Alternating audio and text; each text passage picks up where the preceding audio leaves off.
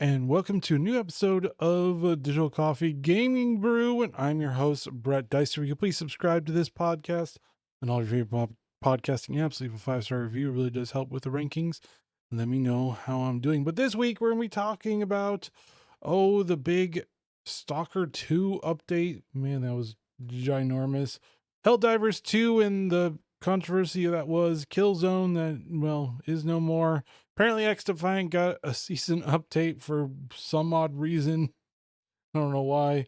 And what Steam users are actually playing, and if they're actually playing any games from this year. And then we're talking about a little bit more about writing, because I feel like writing and gaming and design are a big thing that a lot of developers have. They really don't know what they're doing, it seems like. So let's get on with the show.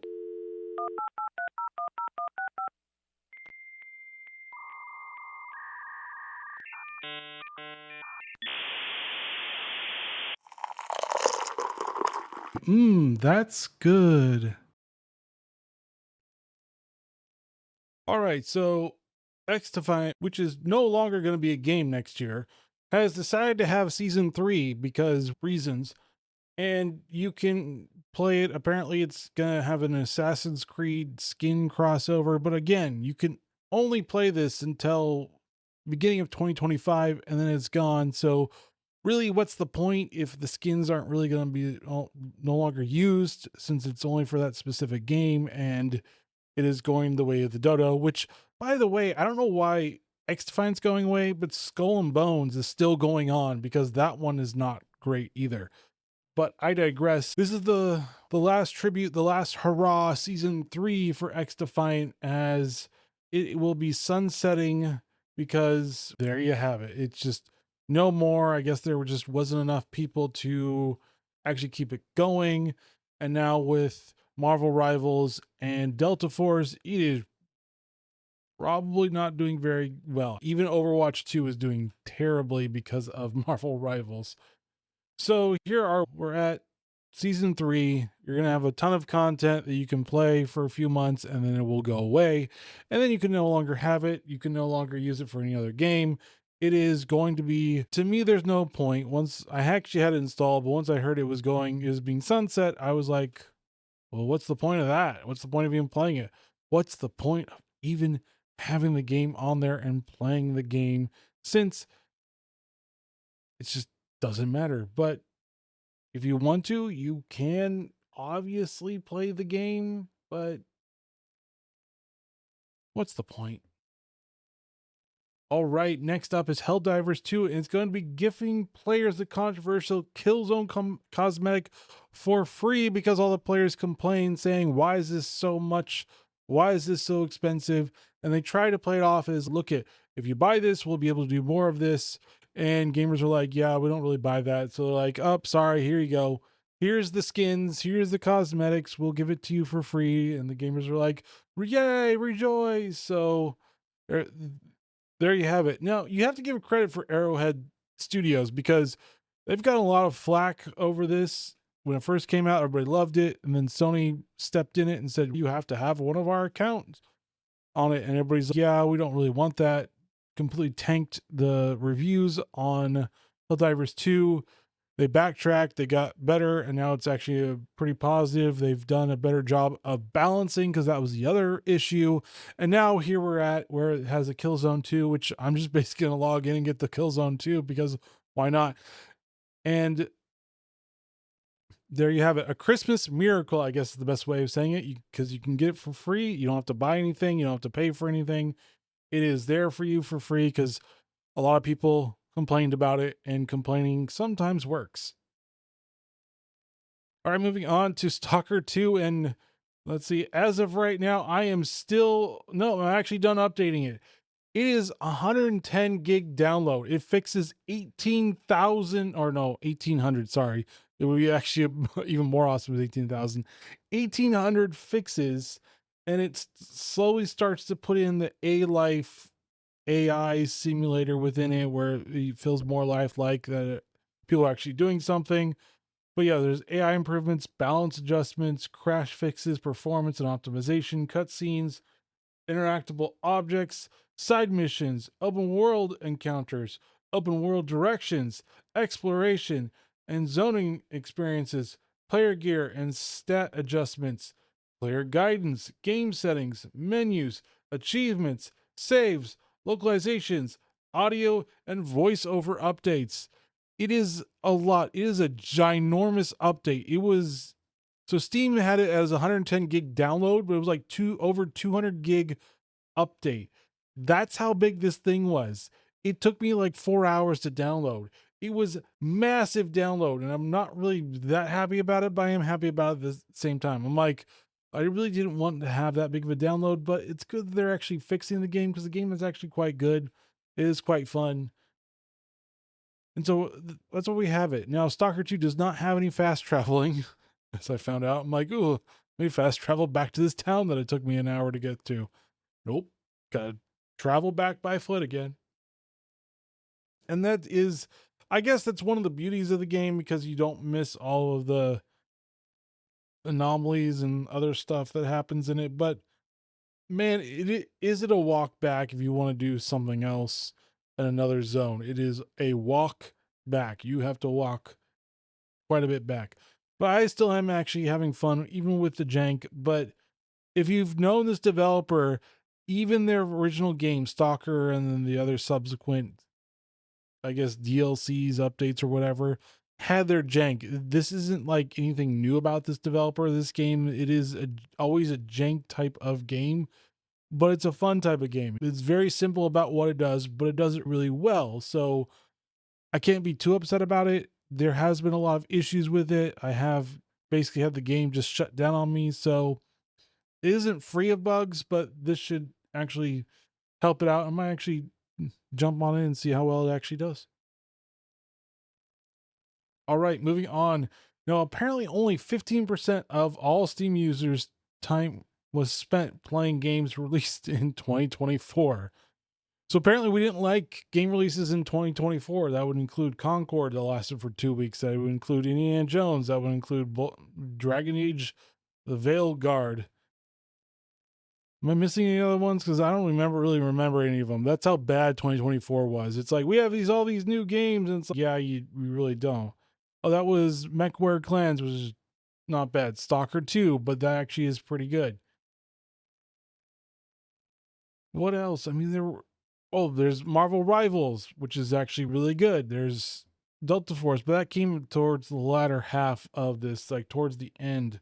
So there is that. But yeah, most of the other games I would just play from the other years. We got Path of Exile 2, but it's an early access. Payday 3 came out in 2023. There's a lot of these other games of Age of Mythology. I think that came out this year. But a lot of these other ones, they didn't come out this year. 2024 has probably been one of the worst years of releases. It's because it just isn't good. There weren't very many good games. And all the good games apparently came out in 2023 because Baldur's Gate 3 did not come out here. We had Black Myth, which was really good. This is how hard it is for me to remember which games are which. I mean, I think Elden Ring's DLC came out this year. And I'm blanking on a lot of the other ones, but there really hasn't been like great games coming out until like recently. And I mean December recently, like Marvel Rivals, like Delta Force, like Stalker, which came out in November. And that's really about it. And then next year we have Kingdom Comes Deliverance 2, we have Civilization, the newest one, we have 2 Points Museum, which looks interesting. That's really about it. Oh, we have Final Fantasy VII Rebirth, which is another one. We have Monster Hunter Wilds, which is going to be a really big one, I'm pretty sure. But that's what it is. It feels like people are just waiting for 2025 because 2024 there were some good shining moments, but as a whole, it wasn't a great year at all for games. It wasn't a great year for a lot of things. 2025 should actually be better just for the country in general, but we will see how well this actually does. And that's where we're at right now. So we got Kingdom Comes Deliverance 2. We've got Final Fantasy 7 Rebirth. We got Monster Hunter Wilds. We have Civilization and 2 Point Museum, because I love the 2 Point series. It's actually a really fun series. I'm glad they're continuing that. But that's all right for right now. I don't really know much beyond that one. If there's actually anything good coming out in 2025. But 2024, yeah, it's oof. Like I said, you got Stalker 2, which I think was a good shining point for the end of the year, along with Marvel Rivals and Delta Force. But those two were free to play games, so we'll see. But I'm pretty sure there was a huge uptick when those two free to play games came out, because they were actually really good in their respective spots. But beyond that, there really wasn't much. Really was not a whole lot. You're gonna have Assassin's Creed, but really, no. That's really about it. I'm still waiting for Light No Fire, which is going to be the next game from No Man's Sky developer, Hello Games. So that should be good once it finally comes out, but we don't really know when that's actually going to come out.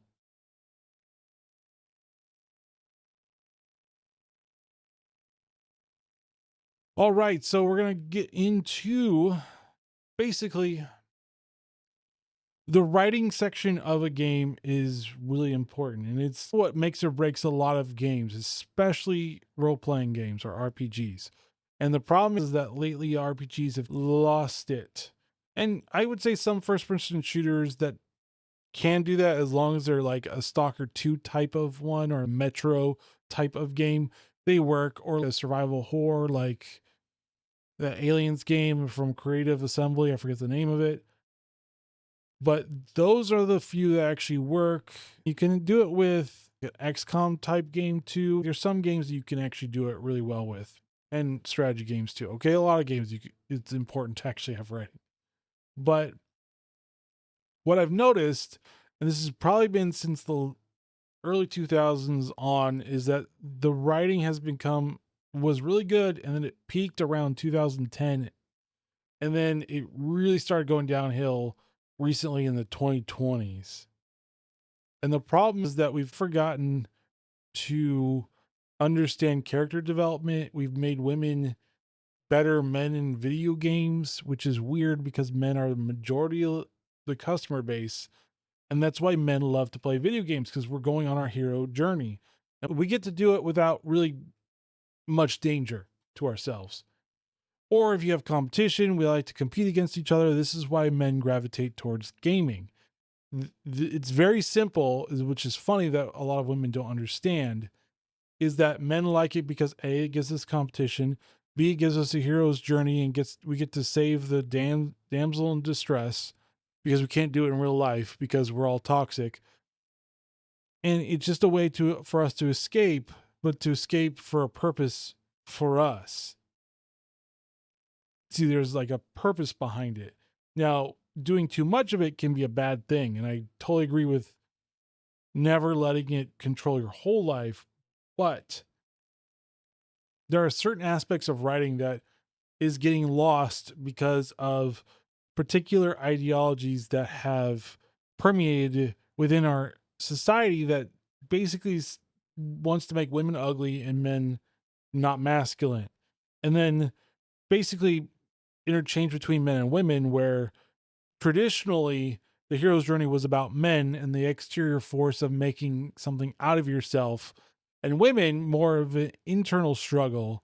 And so there is this dichotomy of differences between us that is lost in writing, because we want to make everybody the same, because feminism, because Marxism has been basically a terrible way of stifling creativity. We've seen it time and time again. Avowed is going to be another great example of don't stifle creativity because you disagree with somebody. And it's important to understand the notion of, you can disagree on particular ideologies, but don't don't negate the creativity process of somebody you just don't agree with, because they actually may have good ideas. And this is why diversity of thought is far more important than a diversity of skin color. Because diversity of skin color does not tell you what the person thinks, feels, or views the world. It just tells you that they look different from you. And it's a very superficial look at the world, which basically makes very superficial stories. If the only thing you care about is we have pronouns, we have characters that you can create that have male voices with female bodies, we have pigmentation sliders, and we have top surgery scar sliders. Those are the things that are the most important about the story, about the pronouns and everything. You've lost the point of a story. I mean, this is why Star Wars, nobody watches Star Wars anymore, because they lost the point of stories.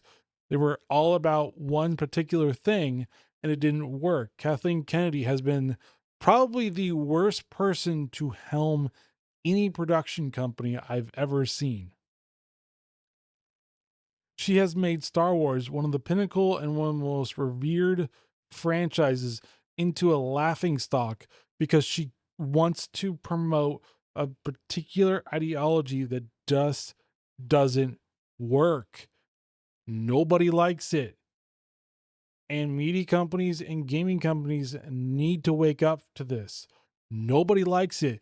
If you have somebody that is doing that, fire them or demote them, because they should not be running anything with that type of specific ideology. It's toxic, it's cancer, and it needs to stop. Also, on that front of transgender or transhumanism or Gnosticism or dual Gnosticism, it is cancer. These ideologies do nothing. They don't work for anybody. Everybody hates them, and it always separates people into groups. And when you separate people into groups, you start to have tribalism, and then you can't work with anybody. You can't live with anybody. It is the abomination. It is an abhorrent thing to do, and it hurts writing within gaming. Gaming is supposed to be about people coming together to play games. But if you always try to separate people, like basically chastising them for mispronouncing a fictitious character in your game, nobody wants to play it. Nobody cares. Everybody will hate you. Nobody will buy your game. Understand your customer. As I always have said, businesses do not run well when they chase their existing customers off. What you want to do is you want to appease your existing customers and then add to it. But the problem is that you chase off your existing customers to find a very small, very minority, like less than 1% of the population, and say that's our target audience. That makes no sense. And the writing should not be reflected of that. Traditionalism has stood the test of time because it's traditionalism and it works. It understands that men and women are different. That's how your story should be. Women should not be beating up men twice their size. I'm sorry, it just doesn't work. It's not even logical. You can suspend it as someone superhuman for a certain extent, but it just doesn't work. It doesn't make sense.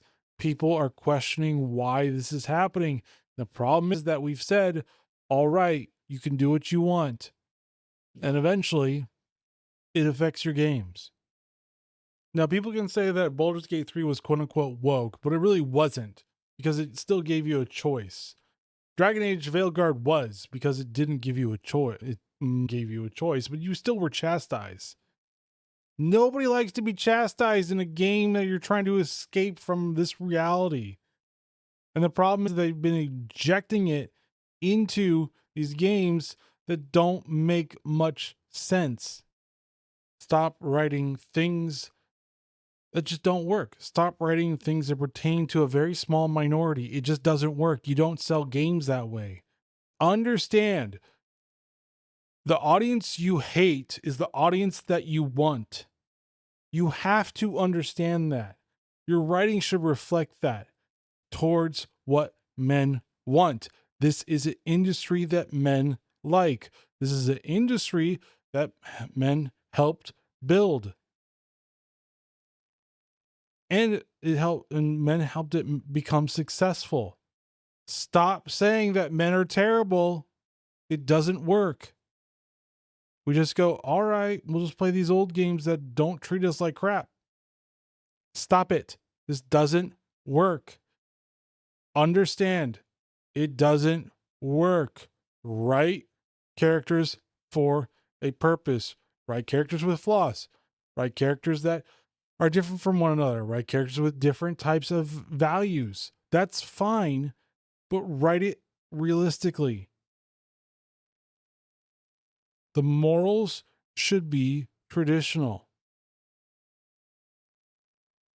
Shouldn't be this weird age nude transhumanism, dual narcissism, because it's off, it's wonky, it doesn't work, it makes no sense. Stop it. Leave us alone. We don't care about you. Just make good games. We don't care about your struggle against the hate campaign. Just make good games. That's it. That's all we need. And thank you for listening to this podcast. As always, please subscribe to this podcast on all your favorite podcasting apps. Leave a 5-star review. It really does help with the rankings. Let me know how I'm doing, and join me next week to talk about what's going on in the PC gaming industry. All right, guys, stay safe. Get to play the games you love to play, and see you next week. Later.